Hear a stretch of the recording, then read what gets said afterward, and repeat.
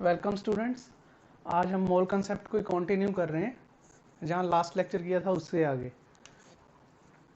Last lecture में हमने पढ़ा था अभी वन मोल वेट की टर्म्स में कितना होता है, one mole in terms of number कितना होता है। तो वो सिंपली से वैसे यहाँ रिपीट कर रहा हूँ। इन terms of number one mole था 6.022 10⁻23 और इन टर्म्स ऑफ वेट आपको समझाया था अगर तो एटम हो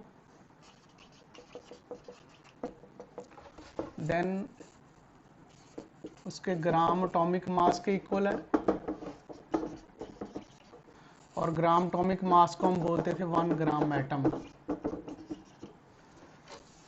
और अगर आपको एक्सप्लेन किया था 1 मोल ऑफ ए मॉलिक्यूल हो then it is equal to gram molecular mass, जिसको हम 1 ग्राम मॉलिक्यूल भी बोलते हैं।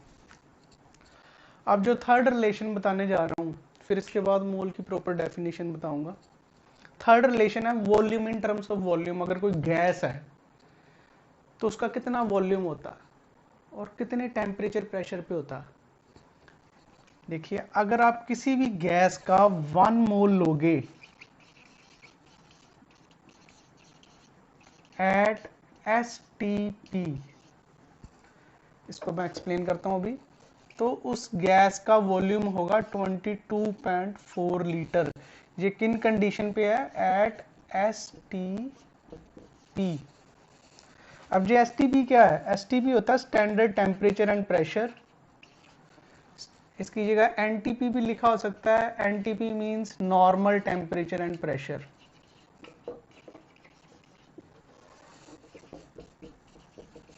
और ये वैल्यू कितनी होती है?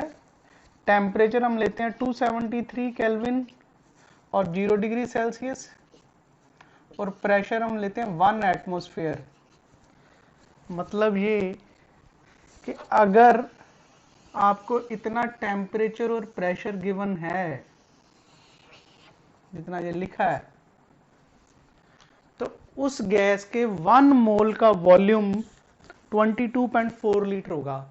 मतलब चाहे आप ऑक्सीजन ले लो, चाहे हाइड्रोजन ले लो, चाहे सल्फर डाइऑक्साइड ले लो, चाहे सल्फर ट्राइऑक्साइड ले लो, कोई भी गैस ले लो, उस गैस के 1 मोल का वॉल्यूम एट STP इतना होता है। और अगर ये आप कंडीशन चेंज कर दोगे प्रेशर और टेम्परेचर की, तो वैल्यू चेंज हो जाती है। जैसे STP हमने समझ लिया। नेक्स्ट है SATP।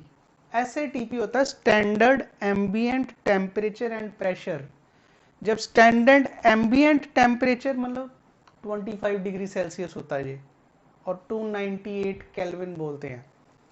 आप डिग्री सेल्सियस को केल्विन में कन्वर्ट करना तो 273 उसमें ऐड कर दीजिए, तो 25 डिग्री सेल्सियस मीन 298 केल्विन, और प्रेशर होगा 1 एटमॉस्फेयर। और अगर 1 एटमॉस्फेयर और 298 केल्विन टेम्परेचर हो तो फिर वॉल्यूम होता है किसी भी 1 मोल ऑफ गैस का 24.47 लीटर। और अगर 1 mole of gas at 273 kelvin और 1 बार प्रेशर गिवन हो then the volume is 22.7 litres. तो ये 3 कंडीशन है, आपको मोस्टली यही गिवन होगी एट STP। अगर उस न्यूमेरिकल में कुछ नहीं लिखा है तो वो STP पे ही है, तो ये आपको याद रखना। अब है 3 रिलेशन हमने देख लिए, in terms of number, in terms of weight and in terms of volume. अब अगर आपको कोई बोले SI डेफिनेशन मोल की क्या है, तो हम उसको कैसे डिफाइन करेंगे? एक मोल किसी भी सब्सटेंस का वो अमाउंट होता है जिसमें उतनी एलिमेंट्री एंटिटीज हों जितने की 12 ग्राम ऑफ कार्बन में हैं, जब कार्बन 12 आइसोटोप लिया जाए। मतलब मैंने कल आपको लास्ट लेक्चर में समझाया था, कार्बन 12 का वेट हम स्टैंडर्ड मान के चलते हैं, और उसका अगर आप 1 मोल लोगे कार्बन का तो वो 12 ग्राम आएगा, और उसमें आपको नंबर बताया था 6.022 10⁻23 होगा।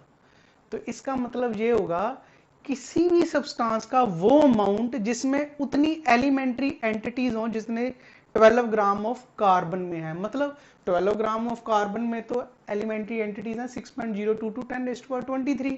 तो इसका मतलब किसी भी और सब्सटेंस का वो वेट जिसमें 6.02 टू 10⁻23 एलिमेंट्री एंटिटीज हों, उसको हम बोलेंगे उसका 1 मोल। अब ये एलिमेंट्री एंटिटीज क्या चीज है भाई एलिमेंट्री एंटिटीज वर्ड इसलिए यूज कर रहे हैं, अगर वो एटम है तो उसमें उतने एटम्स हों, अगर वो मॉलिक्यूल है तो उसमें उतने मॉलिक्यूल्स हों, अगर हम प्रोटॉन की बात कर रहे हैं तो इतने प्रोटॉन्स हों, और अगर हम इलेक्ट्रॉन की बात कर रहे हैं तो इतने इलेक्ट्रॉन हों। जब वो इतने होंगे तो वो 1 मोल होगा उस सब्सटेंस का। तो ये उसकी डेफिनेशन है, आपको इस पर बेसिकली सॉल्व करना आएगा, डेफिनेशन नहीं। अब जो नेक्स्ट है, ये तो हमने रिलेशन पढ़ लिए, अब इनको कैलकुलेट करना बड़े सिंपल से फॉर्मूलाज है। ये सिंपल 3 फार्मूला है जिससे आपके सारे न्यूमेरिकल मोल कंसेप्ट के ऑलमोस्ट सॉल्व हो सकते हैं। वो कौन कौन से हैं मोल को कैलकुलेट करने के लिए?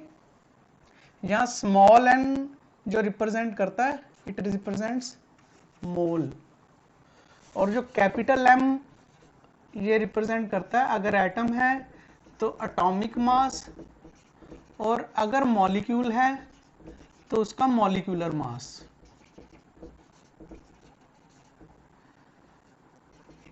W स्मॉल w और स्मॉल m ये हम यूज करते हैं वेट इन ग्राम, किसी भी सब्सटेंस का जो होगा उसको रिप्रेजेंट करने के लिए। अब मोल कैलकुलेट करने के there are 3 formulas. First one is, अगर आपको वेट इन ग्राम गिवन है, बिल्कुल सिंपल है, तो आप वेट इन ग्राम को लिख दीजिए ऊपर, डिवाइडेड बाय, अगर तो एटम है तो एटॉमिक मास है, if it is molecule then divide by molecular mass. So you can write it as small m over capital M और small w over capital M, मतलब आपको इधर लिख दिया मैंने पहले ही। तो ये फर्स्ट रिलेशन है जो आपने 9th स्टैंडर्ड में भी पढ़ा होगा, बस इसको अब हमने यूज ज्यादा करना है, अप्लाई करना है। सेकंड रिलेशन है मोल कैलकुलेट करने के लिए, अगर आपको number of elementary entities given है,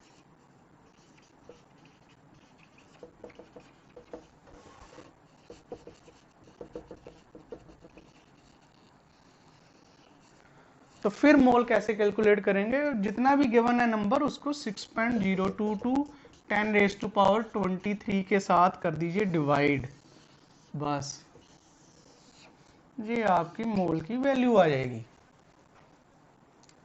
एलिमेंट्री एंटिटीज जैसे बताया, अभी हम न्यूमेरिकल भी करेंगे। एटम है तो एटम की गिनती लिख दीजिए, अगर मॉलिक्यूल्स दिए हैं तो मॉलिक्यूल की गिनती लिख दीजिए, उससे डिवाइड कर दीजिए, आपके मोल की गिनती आ जाएगी कितने मोल हैं। और थर्ड रिलेशन जो है, अगर आपको वॉल्यूम गिवन है गैस का, this is for gas, specifically gas word बोल रहा हूं मैं, volume of gas in litres at STP, जितना भी गिवन होगा उसको 22.4 से कर दीजिए डिवाइड। अगर आप बोलो मिलीलीटर में है या सेंटीमीटर क्यूब में है, तो अगर मिलीलीटर है तो 22,400 हो जाएगा वो, अगर नहीं तो पहले मिलीलीटर को आप लीटर में बदल लीजिए, फिर 22.4 से डिवाइड कर दीजिए, आपका आंसर आ जाएगा। तो ये बेसिकली सिर्फ 3 ही रिलेशन है जी। अभी हम न्यूमेरिकल सॉल्व करेंगे सिर्फ इन 3 रिलेशन को यूज करके, सिर्फ 3 है, इसी में सारा आपका आ जाएगा आंसर।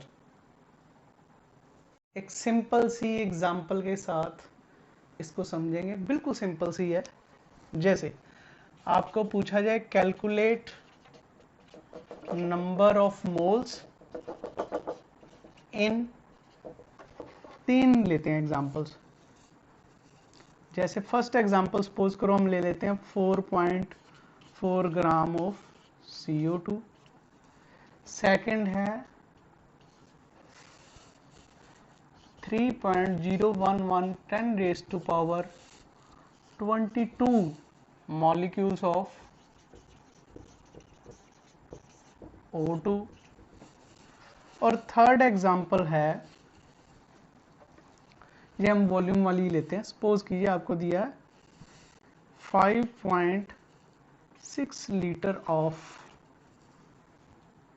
SO2 eight STP। तो ये बिल्कुल सिंपल से हैं, जैसे अभी आपको 3 रिलेशन बताए हैं, वो तीनों की एक एग्जांपल बिल्कुल सिंपल वाली ली है हमने। जैसे फर्स्ट वाला हमको वेट गिवन है, तो आपके पास 3 ही फार्मूलाज हैं, तो उसमें वेट किस में है, वो इस फार्मूला में था, N equal to weight in gram divided by molecular mass. तो इसका वेट इन ग्राम आपको गिवन है 4.4, और इसको डिवाइड करना है इसके मॉलिक्यूलर मास से। वो जो मैंने पहले भी समझाया, कार्बन का 12 होता है, एक ऑक्सीजन का 16 है, 2 है तो 32, और ऐड करोगे तो 44 आ जाएगा। और इसको आप सॉल्व कर दोगे तो आपका आंसर आ गया 0.1 मोल। तो बड़ा सिंपल सा इसे डिवाइड करना। अब सेकंड है, ये नंबर गिवन है आपको 3.011 10⁻22 मॉलिक्यूल्स ऑफ O2। तो ये नंबर वाला फॉर्मूला यूज करेंगे, जिसमें मैंने बोला था नंबर ऑफ एलिमेंट्री एंटिटीज को ऊपर लिखेंगे। वो एलिमेंट्री एंटिटीज की गिनती ये गिवन है 3.011 10⁻22। ये नंबर हमको गिवन है, इसको हमने एवोगैड्रो नंबर के साथ कर देना है डिवाइड। ये एवोगैड्रो नंबर, तो आप इसको डिवाइड कर दोगे, ये आ जाएगा 2। और ये इसको कैसे सॉल्व करते हैं, बिल्कुल सिंपल है। अगर आपको नहीं पता तो गौर से देख लीजिए। ये पावर जब ऊपर जाएगी तो पहले 10⁻22 सॉरी, और ये ऊपर जाएगा तो बन जाएगा 10⁻⁻23। और इनको आप अगर ऐड कर दो, ये आ जाएगा 1/2 इंटू 10⁻⁻1। और फर्दर सॉल्व कर दो, ये आ जाएगा 0.5 और माइनस 10⁻⁻1 मीन्स डिवाइडेड बाय 10 और 0.05। ये मैंने बिल्कुल सिंप्लीफाई करके समझाया है, इससे सिंपल नहीं होगा। तो इस तरीके से आप उसके मोल कैलकुलेट कर सकते हैं। थर्ड एग्जांपल है 5.6 litre of SO2 eight STP। तो ये वॉल्यूम गिवन है, तो इसमें आप वॉल्यूम वाला फार्मूला लगाएंगे। तो वॉल्यूम वाला फार्मूला है वॉल्यूम इन लीटर, जैसे 5.6 लीटर गिवन है, डिवाइड कर दीजिए 22.4 के साथ, तो आपका आंसर आ जाएगा 1/4 और 0.25 मोल्स। तो ये तो था बिल्कुल सिंपलेस्ट, जिसमें आपको मोल कैलकुलेट करने आ जाएंगे किसी भी सब्सटेंस के, कैसे कैलकुलेट करने हैं।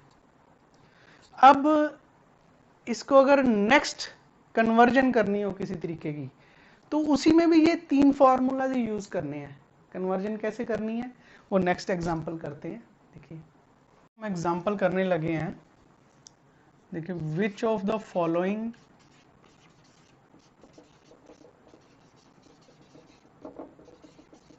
वेज मोस्ट, इनमें से किसका वेट सबसे ज्यादा है। 3-4 एग्जांपल लेते हैं। देखिए 1 gram atom of oxygen, second है 2 ग्राम मॉलिक्यूल्स ऑफ ऑक्सीजन, और थर्ड है 2 grams of ऑक्सीजन, फोर्थ है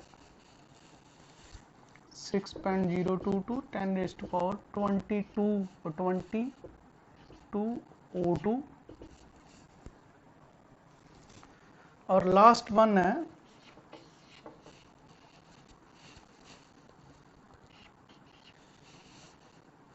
सपोज कीजिए 11,200 millilitre of oxygen at STP। अब इसमें हमने जो 3 रिलेशन ड्राइव किए थे, उन तीनों को यूज करेंगे। इनमें कन्वर्जन भी करनी होगी।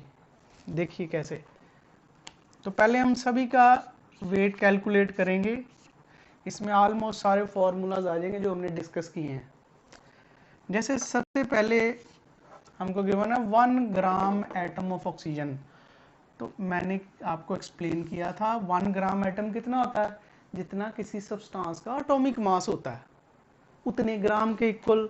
सो it means 1 gram atom of oxygen कितना होगा, it will be equal to 16 gram of oxygen. तो ये पहले का आंसर आ गया, इसका वेट है 16 ग्राम। ये एटम लिखा है इसलिए एटॉमिक मास लेना है, तो 1 ग्राम एटम हो गया 16 ग्राम ऑफ ऑक्सीजन एटम। अब नेक्स्ट गिवन है 2 ग्राम मॉलिक्यूल्स ऑफ ऑक्सीजन। इसका क्या है, ये मैंने आपको समझाया था, अगर 1 ग्राम मॉलिक्यूल होता है तो वो कितना होता है, वो होता है जितना उसका मोलिकुलर मास है उतने ग्राम के इक्वल। तो ये हो गया 32 ग्राम ऑफ ऑक्सीजन। मॉलिक्यूल है तो O2 लिख सकते हैं हम। और अगर ये 2 गिवन है तो 2 ग्राम मॉलिक्यूल्स कितने हो जाएंगे, 32 को 2 से मल्टीप्लाई कर दो, 64 ग्राम ऑफ ऑक्सीजन हो गया। यहाँ मैंने O2 नहीं लिखा है क्योंकि ये एटम है, यहाँ मॉलिक्यूल था इसलिए मैंने O2 लिखा है। ठीक है, तो ये वेट इसका आ गया। अब थर्ड है 2 ग्राम ऑफ ऑक्सीजन। अब इसमें ना तो एटम लिखा है ना मॉलिक्यूल लिखा है, इसका मतलब ये सिर्फ और सिर्फ 2 ग्राम से ही है। तो अब यहां पर ऑक्सीजन लिखा, इसको क्या लेंगे, ना एटम लिखा ना मॉलिक्यूल। अगर इसमें कुछ नहीं लिखा तो आप इसको मॉलिक्यूल मान के चलोगे, बट इसमें कोई फर्क नहीं पड़ेगा क्योंकि आपको ये सिर्फ ग्राम में गिवन है, मतलब हमको वेट चाहिए था। तो वेट कितना गिवन है, 2 ग्राम, तो हम सिंपल लिख देंगे। तीसरा तो सीधा वेट ही गिवन है, सो इसका कितना आ गया, 2 ग्राम ऑफ ऑक्सीजन। सीधा ही है, कुछ भी नहीं है इसमें। फिर आपको बोला गया 6.022 10⁻22 O2। अब ये तो नंबर है तो इसका वेट कैसे निकालेंगे, मैंने बोला था ना सिर्फ 3 ही रिलेशन है जो आपको बताए हैं, उन तीनों को ही एक दूसरे में कन्वर्जन के लिए यूज करना है। कैसे करना है, ये नंबर वाला फॉर्मूला देख लो, उसमें से मोल कैलकुलेट कर लो, मोल कैलकुलेट करके वेट वाला फॉर्मूला लगा दो, वेट आ जाएगा। बड़ी सिंपल सी चीज है। जैसे हम पहले इसके मोल कैलकुलेट करते हैं, इसका मोल आ जाएंगे 6.022 10⁻22 डिवाइडेड बाय, ये मैंने बोला था ना नंबर ऑफ एलिमेंट्री एंटिटीज, जैसे इतने मॉलिक्यूल दिए हैं तो इतने O2, इसको डिवाइड कर दिया 6.022 10⁻23 के साथ, और इसको आप सॉल्व करोगे तो आ जाएगा 0.1 मोल। ये मोल आया, वेट तो आया नहीं, हमें तो वेट चाहिए। तो एज आई टोल्ड यू इसको आप वेट में कन्वर्ट कर दो, ये इधर कंटिन्यू है। वेट का फॉर्मूला क्या था, W/m, और आपका W कितना आ गया, wait in gram, N into M, N आपका आ गया 0.1, और O2 है तो मोलिकुलर मास लेंगे फिर 32, तो आपका आंसर कितना आ गया, 3.2 ग्राम ऑफ O2। ठीक है जी। अब आपका लास्ट रह गया 11,200 millilitre of O2 eight STP। अब ये STP पे गिवन है, तो मैंने आपको लास्ट रिलेशन बताया था ना मोल कैलकुलेट करने का। अगर तो लीटर है तो 22.4 से डिवाइड करना है, अगर मिलीलीटर है तो आपको बोला था इसको भी मिलीलीटर में कन्वर्ट कर दो, 22,400 मिलीलीटर हो जाएगा। तो आपका आंसर इसको डिवाइड करके कितना आ जाएगा, 0.5 मोल आ जाएगा। तो अब इसको ये मोल निकाल लिया हमने, अब वेट निकाल लो, N is equal to W/m, और आपका आंसर आ जाएगा 0.5। अब ये गिवन क्या है, O2 गिवन है, O2 है तो मॉलिकुलर मास लेंगे 32, तो कितना आंसर आ गया, 16 ग्राम। तो हमने वही 3 रिलेशन ही यूज किए हैं, वेट वाला, नंबर वाला और वॉल्यूम वाला, और उसको यूज करना बस इस तरीके से। आप किसी भी न्यूमेरिकल में इनको यूज कर सकते हो। तो अब हमने इनमें पूछा इसका सबसे ज्यादा वेट किसका है, तो देखिए इसमें सबसे ज्यादा वेट इसका आ रहा है। 2 ग्राम मॉलिक्यूल्स ऑफ ऑक्सीजन, ये सबसे ज्यादा वेट है, ये वाला 64 ग्राम इज द आंसर। अब नेक्स्ट जो एग्जांपल मैं बताने जा रहा हूं वो है, आपने अगर आपको वेट गिवन है तो किसी मॉलिक्यूल में डिफरेंट एटम्स की गिनती कैसे निकालनी है। बहुत सिंपल है, I know you are intelligent enough to understand this. जैसे सपोज कीजिए आपको गिवन है 9.8 ग्राम ऑफ H2SO4। इसमें आपको बोला गया calculate number of different type of atoms and total atoms. ये आपको गिवन है तो आपने कैलकुलेट करना है। वैसे तो आपको एटॉमिक मास याद होने चाहिए, नहीं तो मैं बता रहा हूँ वैसे ही। हाइड्रोजन का जैसे 1 है, सल्फर का 32 है, ऑक्सीजन का जो है वो 16 है। तो हमने नंबर निकालना है, मॉलिक्यूल का नहीं पूछा, एटम का पूछा। आप बोलोगे ये तो मॉलिक्यूल है, तो पहले मॉलिक्यूल का निकालेंगे फिर उसमें से एटम का निकाल लेंगे। कैसे देखो, तो वेट गिवन है हमको, जैसे अभी हमने एग्जांपल की थी, वेट गिवन है तो हम इसका पहले मोल कैलकुलेट कर लेंगे। W/m वेट है 9.8 ग्राम। आप इन सभी को जोड़ के, ये हाइड्रोजन को 2 है तो 2 आ जाएगा, ये 32 के साथ ऐड कर दो 34 हो जाएगा, ये 4 है तो ये बन जाएगा 64, 16 इंटू 4 और सारा ऐड कर दो तो ये आ जाएगा 98 एटॉमिक मास यूनिट। और ये आपके मोल्स की वैल्यू आ जाएगी 0.1। ये क्या आया, ये मोल आए हैं H2SO4 के, तो मतलब ये H2SO4 के मोल की गिनती आ गई। अब H2SO4 के मॉलिक्यूल्स की गिनती कितनी हो जाएगी, वो भी आपको बताया ना, गिनती के वाला फॉर्मूला बताया ना, नंबर ऑफ एलिमेंट्री पार्टिकल्स या एंटिटीज डिवाइडेड बाय 6.022 10⁻23। तो आपने ये कैलकुलेट करना, मतलब इसमें मॉलिक्यूल है ये, तो मॉलिक्यूल की गिनती आएगी। तो कितनी आ जाएगी नंबर ऑफ मॉलिक्यूल्स, किस चीज के गिवन है, H2SO4 के गिवन है तो H2SO4 के आएंगे ना। कैसे आएंगे, इसको इधर ले जाके हम क्रॉस मल्टीप्लाई कर देंगे। और ये n की वैल्यू आपने कितनी कैलकुलेट कर ली है 0.1, और इसको इधर क्रॉस मल्टीप्लाई कर दिया तो आपकी जो वैल्यू आ जाएगी 6.022 10⁻22। अब बोलोगे ये तो मॉलिक्यूल्स आए, एटम तो अभी आए ही नहीं। तो पहले हमने मॉलिक्यूल्स निकालने, फिर एटम्स की गिनती भी आ जाएगी। वो कैसे,